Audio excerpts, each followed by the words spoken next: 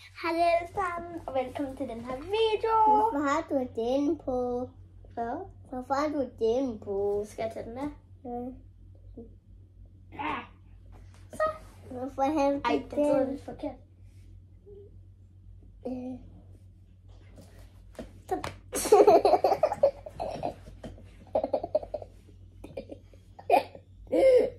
Prøv lige.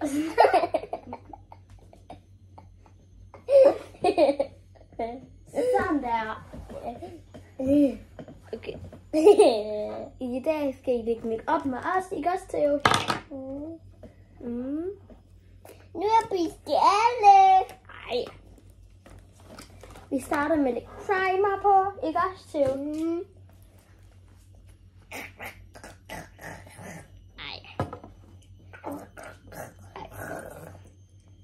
Theo, han starter med at få primer på. Ikke på munden. Nej, det skal ikke på munden. Det er bare på kinderne. Nej, du må ikke trykke på den. Det er jeg flyttet på dig.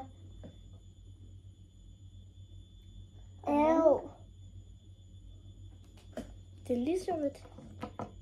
Og så bruger jeg en børste. Børste.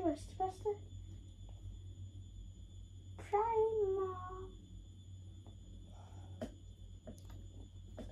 Sådan der. Og så skal lerene på. Ups. Ja.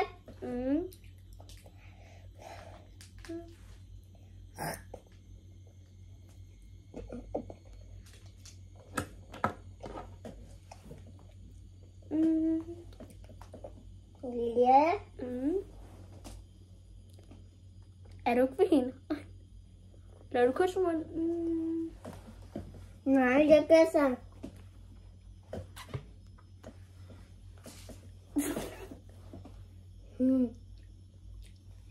Okay, er du klar til næste ting, Theo?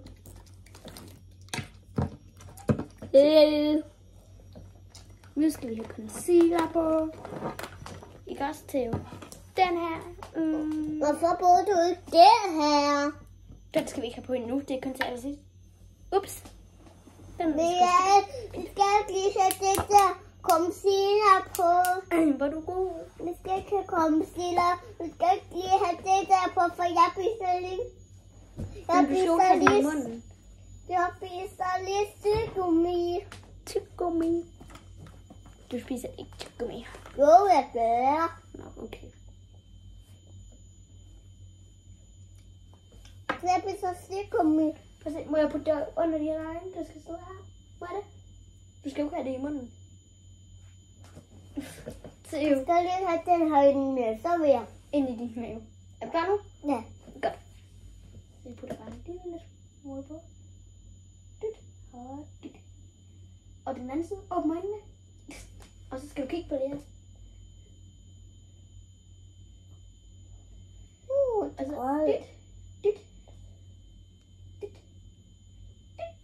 Også på munden. Skal du hælde på munden? Ja.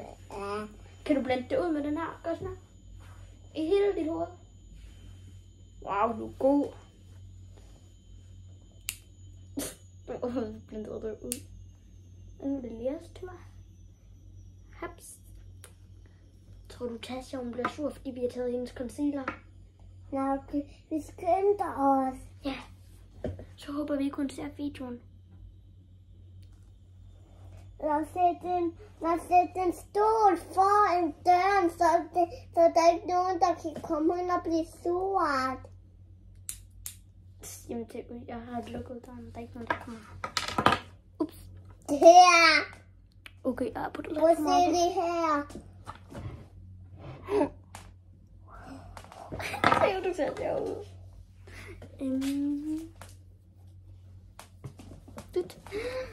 Okay, er du klar til næste ting? Theo, vent. Theo, den skal du bruge til, når du skal have blush på. Nå, men hvad er det? Vi skal ikke have blush på endnu. Må jeg lige blande det ordentligt ud? Hvad er blush? Den skal vi have på lige om lidt. Blush. Blushy. Hvad er det her? Det er setting powder. Må jeg ikke åbne den? Nej, så er der pudder ud over alt. Den skal vi først have på til sidst. Så skal du kigge op og kigge på det her. Og luk kyssemorgen. Du spiser dem ikke op. Nej. Ja. Vi er altså ikke færdige. Skal vi bruge en børste? Gør det på øjen. Du må godt lukke øjnene. Og så skal du kigge på det her. Og være helt afslappet. Kabadabra, kabadabra. Abracadabra. Kabadabra, goa. Den passer ikke helt til din hudfarve. Ej, dit hår, du har fået tagrende.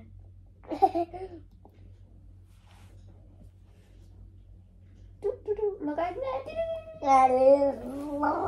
Ej, det passer overhovedet ikke til din hudfarve. Det bliver rigtig fint. Nu skal jeg blande hendes ud. Shit. Det er jo roligt. Theo, vi kommer aldrig videre, hvis du gør det der. Theo, au, du hiver mit hår af. Theo, du putter den på forkert. Skal jeg putte den på mig? Ja. Ja. Nu sætter jeg den her på. Nej, den kan man ikke. Vil du have den på?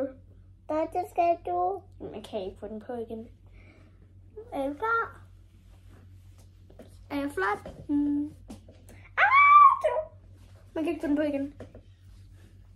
Så ovenpå den. Ja, det må du gerne. Jeg ser bedst i hele tiden. Ej.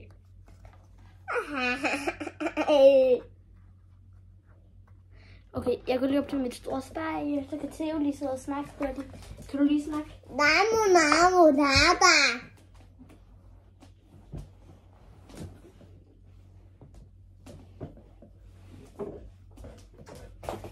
Theo, du skal blive der. Nej, der vil jeg. Theo. Så, nu skal vi videre til plage. Theo, der er ikke noget der er i. Jeg skal lige hurtigt vende dit ordentligt. Kig på mig. Og så lukker du bare øjnene og snakke. Jeg hører falde. Min båd! Okay, nå. Hvad fik? Skal vi tage bronzer eller blush? Det her på. Okay, jeg skal lige hjælpe dig. Ja. Theo, du har ikke engang åbnet den endnu. Skal jeg åbne? Ja. Ja, men du bruger den forkerte børste. Den der børste er ikke særlig god. Den. Nej, den er jo heller ikke god. Den er samme slags. Den her. Så putter vi lidt på. Og så, nej, du skal ikke bare putte den overalt. Wow. Og den. Nej, den skal vi først have på. Det er første ting. Det er en af de sidste ting. Til den anden side. Bronze. Ej, hvor er du flot. Det der. Jamen, så skal vi først have på til sidst. Det sagde jeg nu på mig. Nej, du skal ikke på halsen. Du skal sådan. Og nu skal jeg også have bronzer på.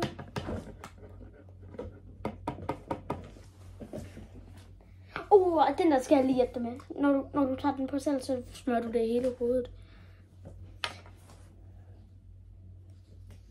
Er jeg også flot? Jeg kan se hvor det. Jeg hjælper dig lige med. Du skal ikke have den på hagen. Okay, jeg skruer den en lille smule. Kig til siden. Ja, så prøver vi det lige der. Ups, det var lidt for meget til. Du skal ikke trykke så hårdt. Ja, sådan der. Og så skal du have en lille bræk på næsen. Dit. Og så skal du bare blende det ud. Så skal du... Eller skal jeg hjælpe dig? Tror du bare, han bliver glad for, at du har make-up på? Ja. Jeg tror, han siger, ej, Theo, hvor er du grim. Theo, du har ikke blendet. Theo, du ødelægger bordet. Du må...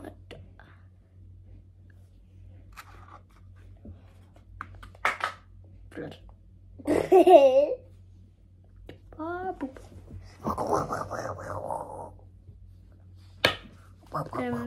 Theo, hvor er proppen? Ja. Lea. Ja. Du bomber. Kig til siden. Når skal jeg have det på? Det skal vi først til sidst. Du må ikke have åbne øjnene, når du putter det på, så får du det lige her øjnene. Hvad er på? Hvad er på nu? Ja, du må gerne. Og der er mere i. Du gør det nok bare ikke ordentligt. Ej, du er mega fedt tampertøs. Og jeg kan ikke. Skal jeg putte noget på dig? Så lukker du øjnene og går ned. Nu skal jeg til at setting spray. Kig op. Er du klar? Var det sjovt? Ja. Du sviner mit øje. Du mener sviger, ikke sviner. Jo. Nu sviner mit øje. Au. Du skal ikke sparke. Au, til det gør ondt. Au. Theo, så kan du ikke være med til at lægge makeup. Nu sejler jeg. Så sejler vi. Hvorfor? Nu sejler Theo, vi kan synge på. Theo, vi har allerede brugt 11 minutter på den her video. Skal skole for at vise mig? Jamen, du er jo ikke færdig. Okay, men kom tilbage, når du har vist dig til far, ikke også? Ja. Jeg putter lige lidt mere på.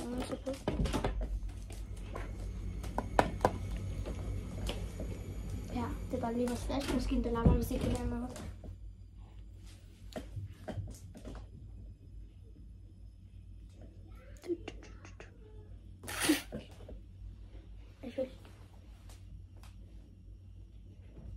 Det kan bare høre, at min mor siger wow, og min far hende sidder sikkert bare.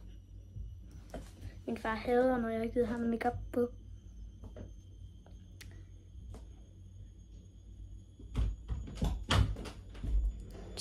Synes de, at du var flot? Ja. Hvad sagde far? Ej, hvor er flot. Hvad sagde han? Ej, hvor er du flot? Ja. Og hvad sagde mor? Ej, jeg var flot. Ej, sagde hun også, ej, du er flot? Ja. Det var da godt. Nu skal vi have den her på, du gerne vil. Hvorfor? En lille bitte smule. Er du klar? Ja. Hvorfor skal vi ikke på den, der sidder, eller den? Det er fordi, den er alt for stor til det. Man skal være lige en Skal man ikke på søjen, eller så, eller sådan, eller Nej, det er sådan? alt for stor. Man skal bare bruge sådan en lille en. Og så kan du lige smøre det ud i dit hoved med den her. Det ved jeg godt, man ikke skal, men det vil Theo gøre. Okay, ikke mere. Rolig. Jeg bruger sådan et. Okay, ja, nu har du i hvert fald meget highlighter på. Og jeg bruger den her lille bitte børste. Ups, vi taber alt. Ja, du. Hvorfor skal man ikke på den der anden side? Det er fordi, jeg... Vil du have den? Hops.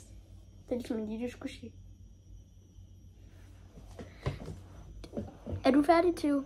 Ja. Hov, du har ikke fået setting powder på endnu. Oh no. Hvad er det? Setting powder. Jamen, det har hånden. Det ved jeg ikke. Det er sådan en lille dut, man også skal bruge til makeup. Theo, vil du have hvid eller lyserød puder på? Blå. Jamen, jeg har ikke blå. Jeg har hvid og lyserød. Jo, det er jo blå. Det er en task, jo. Du kan ikke være en task på. Vil du have hvid eller lyserød puder? Rød. Jeg har ikke rød. Så får du lyserød på. Lyserød. Hvad er din yndlingsfarve egentlig, Theo? Ups. Hånden. Er din... du må ikke sætte køderen ned i det. Oh shit, der er lidt for meget op. Jeg tror, mor bare bliver sur over, der kommer noget på bordet. Nej. Ja, men det er også på mit gulv, så. Det får vi er på et tidspunkt 500 år.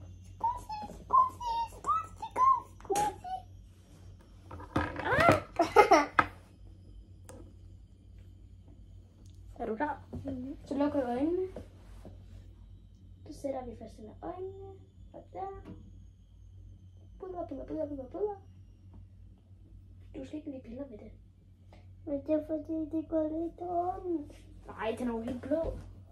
Det er ikke den ordentligt ud. Det ligner, at du har mel i hovedet lige nu. Theo, så det. Altså ligner det bare, at du har mel i hovedet. Theo! Okay, ja, det er lige meget. Du er virkelig græn, men... Nej, jeg er ikke gæren. Nej, du er mega flot. Det ligner slet ikke, du har mel i hovedet. Kan du lige gå helt tæt på der og vise, hvordan du ser ud?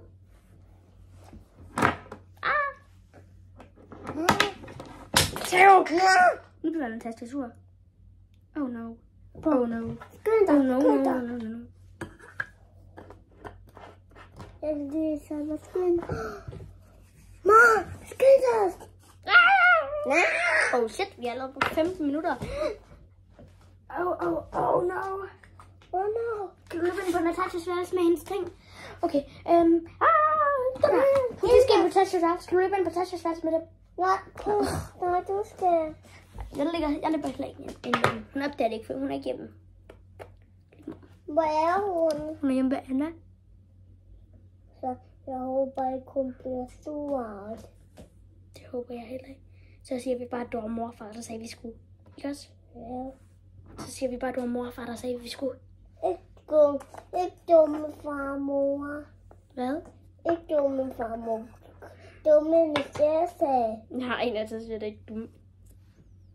Hvorfor hun bliver stort. Ja, så er man lidt dum, hvis man bliver sur. Ja. Hvad er det der? Er det Skal du også have det på? Lea? Nu har du også det på. Lea? Ja. Hvad? Er det din, det der? Jeps. Jeg putter bare en hvid setting powder på. Men nu skal jeg have en hvid setting powder. Skussi. Ej, Lea? stop mig, når baby stemmer. Ja, hvad er der? Skussi skal hjem nu. Okay. Du er åndssvagt. Mor.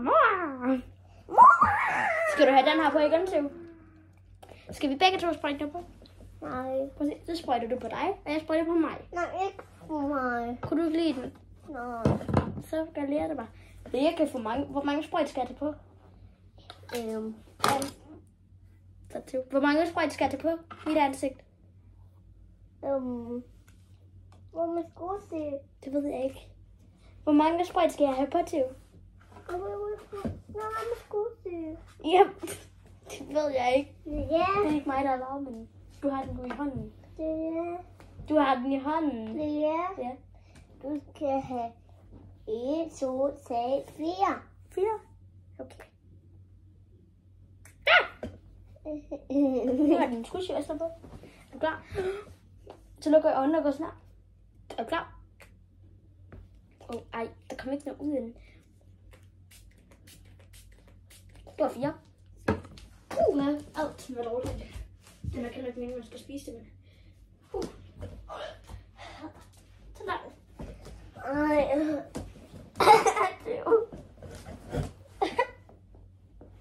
Se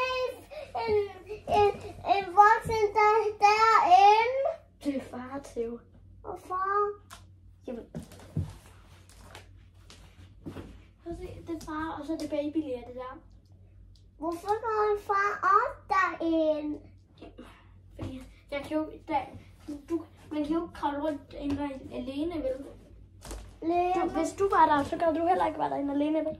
Men far forstår at være derinde. Nej. Jo. Shit, Theo, vi har næsten brugt 20 minutter! Og vi er først lige blevet færdige. Jeg plejer kun at bruge sådan 10 minutter.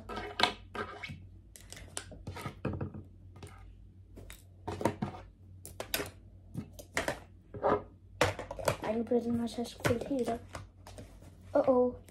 Jeg tror, jeg kommer til at fylde Natashas makeup der i jeres. Godt, det kun er 2 ting, der er Natashas. Det tror jeg ned. Bliv her. Nej! Sådan der. Men hun, Natasha, hun må ikke blive sur på, bare fordi hun må ikke blive sur på os, fordi hun har også lånt 2 af mine børster, hun har bare stjålet dem, og så har hun også taget en af mine beautyblender. Så vi går ind og henter den. Nej, jeg har taget dem med herind. Hvor er den? Okay, hej alle sammen. Kan du vinke? Ja, bye.